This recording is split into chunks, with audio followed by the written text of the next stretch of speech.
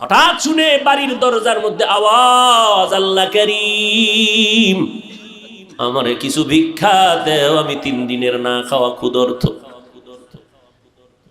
স্ত্রী ডাক দিয়া কয়, স্বামী আমার একটু রেস্টে পড়ে যাও, ভিক্ষুকের বিদায় দাও, লোকটা অসহায়। স্বামীর মাথা গরম, জীবনে কেউরে ভিক্ষা দেই না, সময় নাই, যখন তখন মনে চায় দরজায় দাঁড়াইছে, কত বড় বেয়াদব, গালাগালি শুরু করছে। স্ত্রী কয়, স্বামী তুমি যে বাড়ি লেখা দিবা তা না, হালকা পাতলা কিছু দিয়ে দিলেই তো হয়ে যায়, গালি দাও কেন? আমার আব্বা জানেরে দেখি নাই যে জীবনে কারোরে গালি দিছে এবং কটু কথা বলছে, এবং জীবনে আমার বাবাই কোনো ভিক্ষুকের খালি ফিরায় নাই, আমি তার সন্তান, আমার কষ্ট লাগে ভিক্ষুকের খালি ফিরাইয়া দিতে।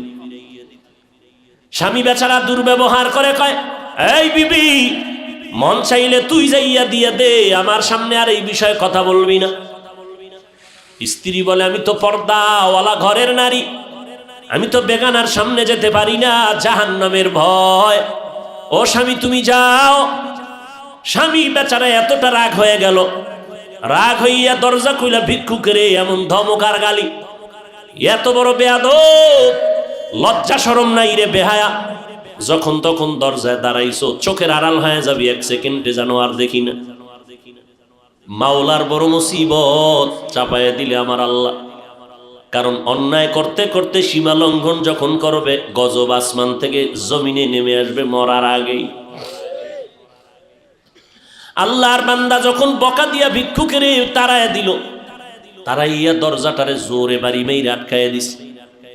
ভিক্ষুকটা রাস্তা দিয়া যায় আর চোখের পানি ছেড়ে কান্না করে, আর আসমানের দিকে তাকায় কয়, আসমানের মালিক, তুমি আমারে এমন গরিব বানাইছো যে মানুষের দ্বারে না গেলে আমার বাচ্চাদের মুখে খানা যায় না।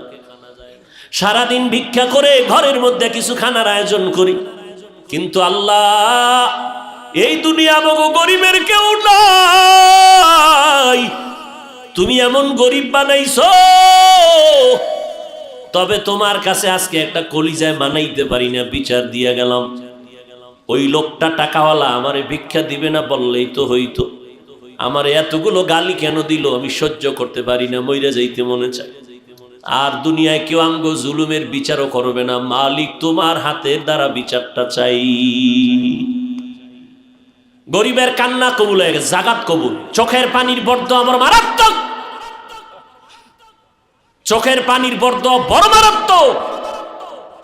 বড় বড় বড় বড়রা কেন এত বিপদে পড়ে, কোন গরিবের জানি কান্দাইছে।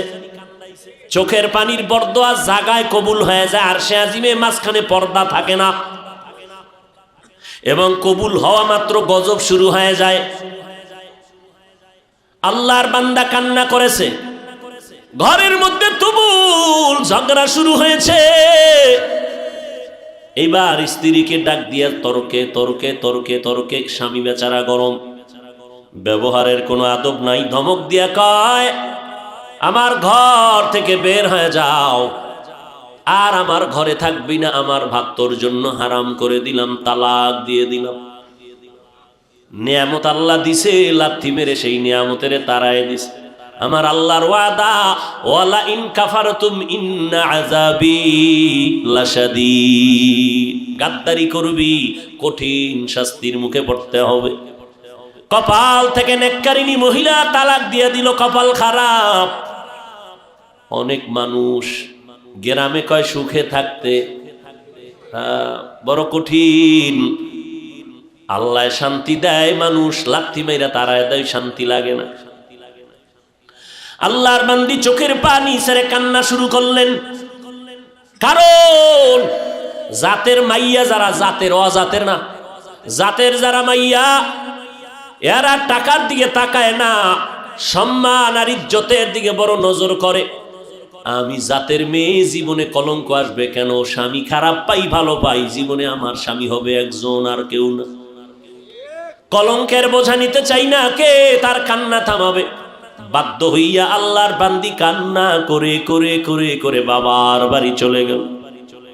ও বাবা, আমার কপাল খারাপ, আমার স্বামী আমারে বিদায় করে দিয়েছে। বিয়ার বর হতে আজ পর্যন্ত স্বামীর খেদমতে কোনো ত্রুটি করি নাই, কিন্তু এক গরিব ভিক্ষুকের সুপারিশ করতে গিয়ে আজ আমার তালাকের স্লোগান চলে আসলো। বাবাও বড় ভালো সন্তান, কন্যাকে সান্ত্বনা দিয়া কয় ধৈর্য ধারণ কর, কোরআন তেলাওয়াত কর, মালিকের ফয়সালার অপেক্ষায় থাক। দীর্ঘ 1 বছর আল্লাহর বান্দি ঘরের মধ্যে পর্দা রক্ষা করে, কোরআন তেলাওয়াত করে, আর মাওলার দরবারে যায় নামাজে কান্দে। আল্লাহ, চাইছিলাম স্বামীটারে আমি হেদায়েতের পথে নিব, পারলাম না, কপালে নাই। আল্লাহ, তুমি এমন একজন স্বামী যদি আমারে কপালে রাখো, যেই স্বামী দিনদার হবে, একটা দিনদার স্বামী মিলায় দাও। দীর্ঘ 1 বছর পরে বিয়া হয়ে গেল, একজন দিনদার স্বামী পাইল। যদিও টাকা নাই, বাড়ি নাই, গরিব, কিন্তু আমার মাওলার বড় আশে। স্ত্রীর ওযুর পানিটা আগাইয়া দেয় আল্লাহ, স্ত্রীর গোসলের পানি আগাইয়া দেয়, বাথরুমটা নিজে ধুইয়া দেয়, খানার প্লেটে গিয়া খেদমত করে, রান্নাঘরে গিয়া খেদমত করে। আল্লাহ, আমার মায়ার নবীর কেমন আদর্শ। আম্মা জান আয়েশা বলে, পাক করতেছি, নবী আয়েশা খেদমত করে, তরকারি আগায় দেয়। নবী একদিন বাজার থেকে রান্নার মাল কিনা নিজে হাতে কইরা নিয়ে যায়। একজন সাহাবী দৌড়ে কয়, নবী আপনি তো রহমতুল লিল আলামিন, আপনি কেন নিবেন? ডাক দিয়ে কয়, সাহাবী, দায়িত্ব আমার, আমাকে পালন করার সুযোগ দাও, আমার দায়িত্ব পালন করতে হবে, আমি রহমতের নবী।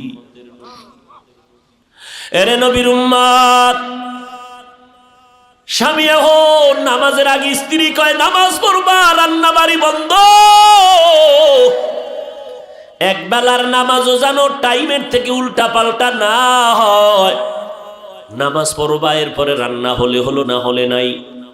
খাইয়া দেয়া বড় শান্তিতে, মরিচ দিয়ে খাইয়াও বড় কলিজায় শান্তি। এবার আমার মাওলা কিছু আপন বান্দাদেরকেও মহাপরীক্ষায় ফালায়। এবার আল্লাহর পরীক্ষা শুরু হয়ে গেল। একদিনের ঘটনা, হঠাৎ দুপুর বেলা খানা খাইয়া স্বামী আর স্ত্রী রেস্টে যাবে, কথাবার্তা বলতেছে নির্জন ছোট ঘরের মধ্যে। আল্লাহর পরীক্ষা, দরজার সামনে আওয়াজ, একজন ভিক্ষুক ডাক দিছি, আমি ভিক্ষার জন্য আসছি, আমারে একটু ভিক্ষা দাও, আমি বড় ক্ষুধার্ত। আল্লাহর বান্দি চিন্তায় পড়ে গেল, সেই আগের পরীক্ষা না জানি শুরু হয়ে গেছে। আল্লাহর বান্দি এবার স্বামীকে বলবে দূরের কথা, স্বামী লাফ দিয়ে উঠা কয়, বিবি এমন একটা টাইমে ভিক্ষুক আমার দরজায় দাঁড়াইছে, খানার টাইম, ভিক্ষা দিব পরের কথা, দেখো কিছু খানা দেওয়া যায়নি। ওই নিমক হারাম টাকাওয়ালারা গরিবের লাথি মারতে চিন্তাও করে না। অথচ মদিনার নবী বলেন, গরিবেরা ধনী লোকের 500 বছর আগে জান্নাতে চলে যাবে। আল্লাহর বান্দা বলে, বিবি দেখো। এবার স্বামী বেচারা দরজা খুলে দেখে ভিক্ষুক, বৃদ্ধ মানুষ, হাঁটতে বড় কষ্ট হয়। বলে, আসেন, খাইছেন নি? কয়, খাইনি। ঘরের দরজা খুইলা সামনে বসাইছেন একটা পাটির মধ্যে। ঘরে গেলেন, বিবি তাড়াতাড়ি কিছু দাও খানার জন্য। খানা দানা তেমন নাই, যা কিছু আছে দিয়ে তরকারি দিয়ে খানা দিল। আল্লাহর বান্দা খানা দিলেন। ভিক্ষুক ঘরের সামনে বসে বসে খানা খায়। হঠাৎ ঘরের মধ্যে আল্লাহর বান্দির নজর একটা পড়ে গেল ওই ভিক্ষুকের চেহারার মধ্যে। আল্লাহর বান্দি মহিলা ভিক্ষুকের চেহারায় অনিচ্ছায় নজর পড়ার পরে কেমন যেন শরীরের মধ্যে একটা কম্পন শুরু হয়ে গেল। মহিলা ঘরের মধ্যে গিয়া বালিশ চোখের সামনে নিয়ে কাপড় দিয়া চেপে কান্না করে।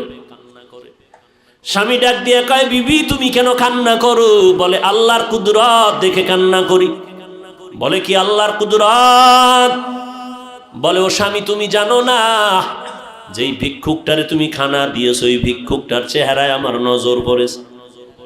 আমার মনে সন্দেহ জাগতেছে, যেই লোকটা সামনের দরজায় বসা ভিক্ষার থালা নিয়ে আসছে, আমার কেনই যেন মনে হয় আমার আগের স্বামীর চেহারার মতো দেখা যায়। এবার স্বামী বেচারা চোখের পানি ছেড়ে কান্না করে, বিবি গোপন রাখতে চাইছিলাম, বলতে চাইছিলাম না, যেহেতু তুমি ধরেই ফেলেছো শুনে নাও, মাওলা কিন্তু সীমা লঙ্ঘন পছন্দ করেন না। তোমার মতো একটা নেককারিনী বিবি পাইয়া, ওই স্বামী তোমার ঠিক আছে, তোমার মতো বিবি পাইয়া শুকর আদায় করে নাই, গাদ্দারি করেছে, জুলুম করেছে, আল্লাহ বেজার হয়েছে। বলো বিবি, তোমার ওই স্বামীর সাথে দূরত্ব কেন হয়েছিল? বলে একটা ভিক্ষুকের ভিক্ষাকে কেন্দ্র করিয়া আমার স্বামী গালাগালি করেছে, ভিক্ষা দেয় না, আমার আল্লাহ বেজার, তালাক দিয়েছে। আল্লাহর বান্দা ডেকে বলে, স্বামী বিবি আমার মাওলা যে কেমন দয়াময় মালিক, আমার আল্লাহ কেমন দয়াময়, কেমন রহমান, আমার আল্লাহ বড় দয়াশীল, আমার আল্লাহর মতো দয়াময় কেউ নাই। ওই স্বামীর ঘরে তুমি যেদিন ছিলা, ভিক্ষুক গিয়া ভিক্ষা চাইছিল, তোমার স্বামী কি ব্যবহার করেছিল? বলে, ও স্বামী আমার ওই পুরুষটা চূড়ান্ত গালাগালি করে ভিক্ষুকের কাঁদাইছে। এবার ডাক দিয়ে কয়, বিবি আমার, ওই দিন ভিক্ষুক ভিক্ষা চাইছিল, কিছু দিয়ে দিলেই তো হয়ে যেত, কিন্তু গাদ্দারি করার কারণে ভিক্ষুক এমন কান্না দিছে, আল্লাহ তাআলা ওই ভিক্ষুকের শুধু এখন ভিক্ষাই দেয় না, ভিক্ষা দেওয়ার আসল মালিকটা পর্যন্ত ভিক্ষুকের মাওলায় হাদিয়া দিছে। ওই দিনের ভিক্ষুক আর কেউ না, আমি স্বামী ছিলাম ওই দিনের ভিক্ষুক। আমি আমার মালিকের কাছে কান্না করার কারণে আজ আমারে আল্লাহ শুধু ভিক্ষাই দেয় নাই, আল্লাহ তাআলা ভিক্ষা দেওয়ার পুঁজি বড় মুক্তার দানা তোমাকে আল্লাহ আমারে হাদিয়া দিয়েছে। শুকরে নেমাত নেমাত আফজু কুনাত, কুফরে নেমাত আজকাফত বিরু কুনাত, হামদুলাকা শুকরে লাকায়া জুলমিনান, হাজিরিয়া নাজিরি বরহালেমা। এর যুবক, বুড়া হওয়ার আগে যৌবনটারে বড় নেয়ামত মনে করিয়া কদর কর। বয়স হওয়ার আগেই তোর যৌবনটারে গুনাহ করিয়া নষ্ট করিস না রে বাবা। পায়ে হাত রেখে বলি, কয়দিন আর বাঁচবি? এই চিত্রাং নামের মহামারীতে যুবক মরিয়া গেল, গাছ পড়লো ঘরের উপরে, যুবকও মারা গেল, স্ত্রীও মারা গেল, কন্যাও মারা গেল। কয়দিন আর বাঁচবি রে যুবক? আজকে থেকে তওবা কর, আমার আল্লাহ শক্তি দিছে, শক্তিটারে দিনের কাজে লাগাও। আমি বলি না তুমি মাদ্রাসায় আসো, টুপি পরো, পাগড়ি পরো, আমগো মতো হুজুর হয়ে যাও, না, একবারও না। স্কুলে পড়ো আলহামদুলিল্লাহ, কলেজে পড়ো আলহামদুলিল্লাহ, চাকরি করো, ব্যবসা করো আলহামদুলিল্লাহ। তবে আমার মাওলার সাথে এতদিন যে গুনাহ করছো, আমার মাওলার থেকে দূরে সরছো, গাদ্দারি করছো, গুনাহ কইরা কইরা নিয়ামতের ঘুমটাকে নষ্ট করে, চেহারা নষ্ট করে ফেলছো। আজকে থেকে তওবা করে নেও, মা বাবার দোয়া নিয়ে চলবা, 5 বেলার নামাজ ছাড়বা না। তোমার মতো যুবক স্কুল কলেজে পড়ে, 5 বেলার নামাজি অভাব নাই, তুমি কেন পারবা না? তোমার মতো বান্দা কৃষি কাজ করে, নামাজ ছাড়ে না, ড্রাইভারি করে, নামাজ বাদ দেয় না, তুমি কেন পারো না রে বাবা? আল্লাহর ধরাটাকে তুমি স্বাভাবিক মনে করছো, আল্লাহর কোরআনটাকে মিথ্যা মনে করেছো। আমার আল্লাহর ধরা বড় কঠিন, আমার আল্লাহর কথা সত্য, সব কোরআনে বয়ান আছে। কি অন্যায় করলে কি শাস্তি হবে আল্লাহ সব বলে দিয়েছেন। আজকে তুমি বাহাদুরের মতো চলো না, যেদিন সাদা কাপড়ে ডুববা সব বাহাদুরি বন্ধ হয়ে যাবে। অন্ধকার কবরে গেলে ওই সময় বুঝবা অন্যায় করার কেমন স্বাদ। অতএব আল্লাহর কোরআন সত্য মনে করিয়া, নবীর কথা সত্য মনে করে, ওলামায়ে কেরামের কথা সত্য মনে করিয়া আল্লাহর কাছে তওবা করে নাও। মনটাকে বুঝাও রে মন। আমার মতো যুবক জীবনে মাদ্রাসায় পড়ে না, আলিফ বা তাও জানে না, স্কুল কলেজে পড়িয়াও যদি নামাজ পড়ে, আমি কেন পারি না? কপাল আমার এত কেন খারাপ? আমার মতো বান্দা যদি ড্রাইভারি করে, র্যাব, আর্মি, পুলিশ, বিডিআরের চাকরি করে, কোটি টাকার ব্যবসা করে, নামাজ পড়ে, আমি কেন পারি না? এরে আম্মা জানেন, আপনার মতো বহু মা এখনো এই এলাকার মধ্যে আছে, 5 বেলার নামাজ পড়ে, রাতে তাহাজ্জুদের নামাজও পড়ে, পর্দা করে, হালাল খায়, বেপর্দায় কোথাও যায় না। ও আম্মা জান, আজকে সময় আছে, তওবা করে নেন। বৃদ্ধ বাবাজিরা, আল্লাহর কাছে তওবা করেন। কয়দিন আর বাঁচবেন? মরণের আগে তওবা করে নেন। আজকে থেকে নামাজ ছাড়বেন না, বেপর্দায় চলবেন না, দাড়ি কাটবেন না, জবানের দ্বারা গীবত শেখায়াত গালাগালি করে গুনাহগার হবেন না, হাতের দ্বারা জুলুম করবেন না, মা বাবার দোয়া নিয়ে, ওলামায়ে কেরামের পরামর্শ নিয়ে আমল করবেন। 5 বেলার নামাজ পড়বেন, গলায় ছুরি আসলে মরে যাব তারপরও নামাজ ছাড়ব না, তবে সবার কপালে তওবা নসিব হবে না। আমার নবীকে 13 বছর দেখলো, বয়ান শুনলো, তারপর আবু জাহাল কালেমা পড়ে নাই।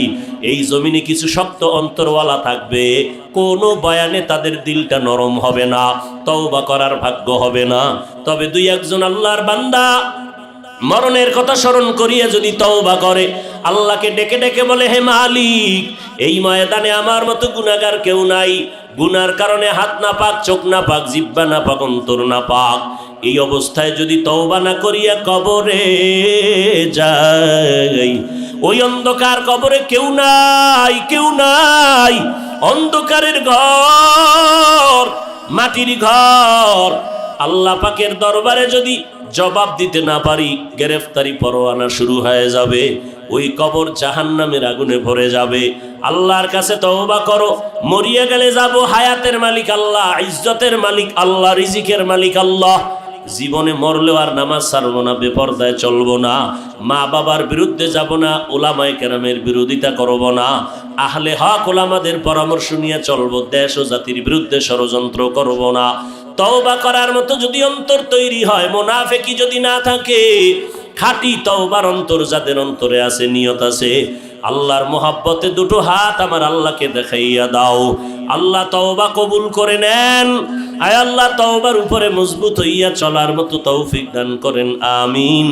আলহামদুলিল্লাহি রাব্বিল আলামিন, ওয়াসসালাতু ওয়াসসালামু আলা সাইয়্যিদিল আমবিয়াই ওয়াল মুরসালিন ওয়া আলা আলিহি ওয়া আসহাবিহি আজমাইন।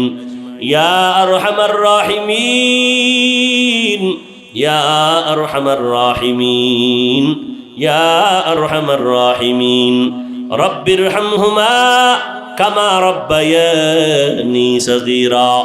আল্লাহুম্মা ইন্না নাউযু বিকা মিনাল বারাসি ওয়াল জুনুনি ওয়াল জুযামি ওয়া সাইয়্যিল আসকাম। ও দয়ার মালিক, গুনাহের বোঝা নিয়ে আপনার দরওয়াজায় হাজির হয়েছি। দুনিয়ার বাড়িওয়ালাদের দরজা বন্ধ, আপনার রহমতের দরজা খোলা। ওলামায়ে কেরাম, মুরব্বী, হাজী সাহেব, কত ব্যবসায়ী, চাকরিজীবীরা হাত তুলেছেন। পর্দার আড়ালের কত মা বোনেরা, আমার যুবক ভাই, ছাত্র ভাইরা হাত তুলেছেন। মেহেরবানি করে আমাদের জিন্দেগীর সব গুনাহগুলো মাফ করে দেন আল্লাহ। আয় আল্লাহ, আজকের মাহফিল কবুল করে নেন, আয়োজনকারী সহযোগিতাকারীদের কবুল করে নেন আল্লাহ। আয় আল্লাহ, এলাকার ঘরে ঘরে শান্তি দান করেন আল্লাহ। মা বোনদের আবেদা পর্দানিশী বানায় দেন, সন্তানগুলো নেককার বানায় দেন, সারা দুনিয়ার মানুষগুলো মাফ করে দেন, মহামারী থেকে মুক্ত করে দেন আল্লাহ। বাংলাদেশ শান্তির দেশ বানায় দেন, প্রশাসনিকভাবে যারা কাজ করে দিনের খাদেম বানায় দেন, সরকার থেকে সকল জনপ্রতিনিধিদেরকে দিনের খাদেম বানায় দেন। আয় আল্লাহ, ব্যবসা যারা করে, চাকরি করে, কামাই রুজিতে হালাল ভাবে বরকত বাড়ায় দেন, হারাম থেকে হেফাজত করেন আল্লাহ, অভাব দূর করেন, ঋণ আদায়ের ব্যবস্থা করে দেন। আয় আল্লাহ, সমস্ত মাদ্রাসাগুলো কবুল করে নেন, মসজিদগুলো কবুল করে নেন। আয় আল্লাহ, সমস্ত শিক্ষা প্রতিষ্ঠান নবীর আদর্শওয়ালা বানায় দেন।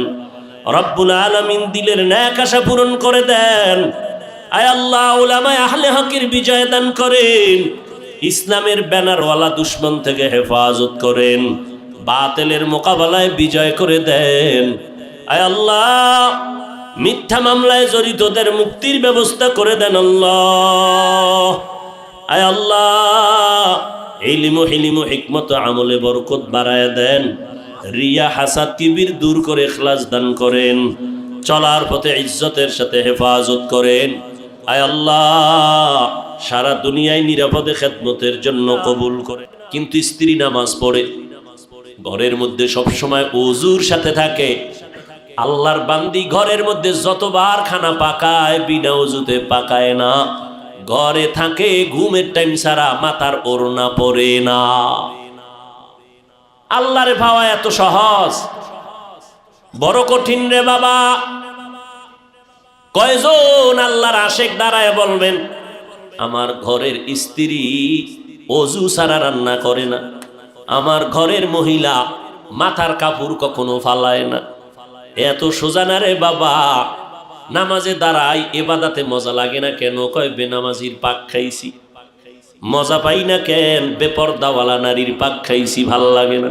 ইমানের পয়েন্ট কমতেছে, ইমানের রুহানিয়ত কমতেছে। ও আল্লাহর বান্দা, নবীজি বলেন, যেই মহিলা ঘরের মধ্যে মাথায় কাপড় রাখে না, ওই ঘরে রিজিকের বরকত থাকে না। তার মানে নামাজ বাদ দিয়ে কাপড় পেছাও। ওই আল্লাহর বান্দি সময় মতো নামাজ পড়ে, ওই স্বামী অকৃতজ্ঞ, আল্লাহর দুশ্মন। রমজান মাস আসছে, রোজা রাখে না, স্ত্রীর কয় ভাত পাকাইয়া দে। আল্লাহর বান্দি একটা রোজাও ছাড়ে না। সপ্তাহের সোমবার দিন, বৃহস্পতিবার দিন পর্যন্ত বান্দি রোজা রাখে। এই পর্দার আড়ালের মা, মনটা কি চায় না একজন আলেমের মা হয়ে কবরে যাবেন? আপনার সন্তান আপনার জানাজার ইমামতি করবে, আপনার সন্তানের পেছনে মানুষ দৌড়াইবে, দোয়ার জন্য লাইনে দাঁড়াবে। এরে আম্মা যান, কয়দিন আর স্বামীর টাকা নিয়ে মার্কেটে বাহাদুরের মতো ঘুরবেন, বেগানার মতো ঘুরবেন? সাদা কাফনের যেদিন প্যাকেট হয়ে যাবেন, ওই দিন টের পাইবেন সন্তান কই গেল, টাকা পয়সা কই গেল। আল্লাহর বান্দি রোজা রাখিয়াও স্বামীর আদেশ,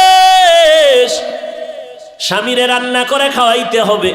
আল্লাহর বান্দি স্বামীরে রোজা রাইখা রান্না করে খাওয়ায়, কিন্তু বেয়াদবি করে না, মালিকের কাছে নামাজ পড়ে পড়ে দোয়া করে, আল্লাহ তুমি এমন একজন স্বামী দিছো আমারে, এক বেলার নামাজও পড়ে না, রোজাও রাখে না, কিন্তু স্বামীর পায়ের নিচে আল্লাহ পাক সেজদার হুকুম দিছে, যদি হালাল হইতো তো দেওয়া লাগবে। স্বামীর জন্য তুমি এত মর্যাদা দিলারে মালিক, আমি বেয়াদবি করি না, তুমি হেদায়েতের নূর স্বামীর সিনায় দাও। ও আল্লাহ, আমার স্বামীকে হেদায়েত দাও, আমার স্বামী যেন তোমার গোলাম হইয়া যায়। ঘরের থেকে বাইরে যায়, স্ত্রী দোয়া করে, ও আল্লাহ আমার স্বামীরে হেফাজত করো, আমার স্বামীর চাকরি ব্যবসায় তুমি বরকত দিয়া দাও। কয়জন ঘরের মা আছেন যে স্বামীর জন্য দোয়া করেন, মালের জন্য, ব্যবসার জন্য দোয়া করেন? মা উল্টা দিকে চলে, স্বামী কামাই করে, টাকা নিয়ে পার্কে পার্কে দৌড়ায়। আমার আম্মা জানেরা, স্বামীর ঘামের টাকা দিয়ে আম্মা জান গুনার কাজে টাকা খরচ করে।